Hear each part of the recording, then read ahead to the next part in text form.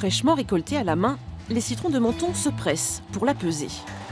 Pour eux, c'est l'heure de l'épreuve physique, le test de l'IGP, l'indication géographique protégée. Vont-ils obtenir le précieux label? Absence de taches, peau impeccable. Dans ce centre de tri agréé, les employés en situation de handicap recherchent les plus beaux citrons.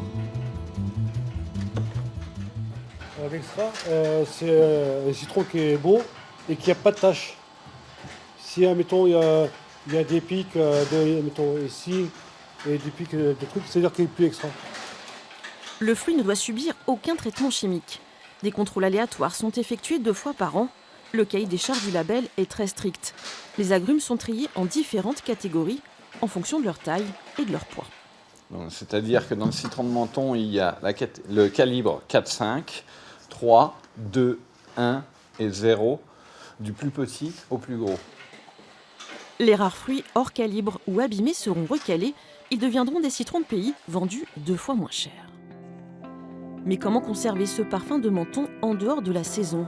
Nous retrouvons Adrien, chercheur d'arômes, dans la pépinière. Ces citrons vont subir un sort particulier. Il faut les brosser puis les découper en carpaccio. Direction ensuite le déshydrateur pour 48 heures. Résultat. Ça craque. On est bon. On a gardé la puissance du zeste, un petit peu d'amertume de l'albédo et un peu l'acidité un petit peu du citron. Ce qui fait qu'on gagne toutes les caractéristiques du citron. Une fois que c'est déshydraté, on met dans une cuve de mixage, certaines quantités. Réduire les citrons en poudre, une idée soufflée par un grand chef étoilé de Menton, Mauro Colagreco.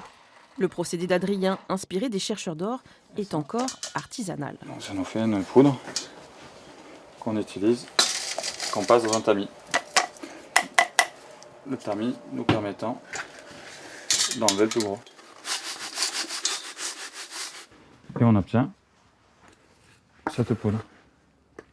C'est de l'élixir de citron de Menton. Voilà, c'est un concentré, c'est une épice qu'on peut utiliser sur un tartare, sur un carpaccio, sur de la viande ou un poisson tout simplement.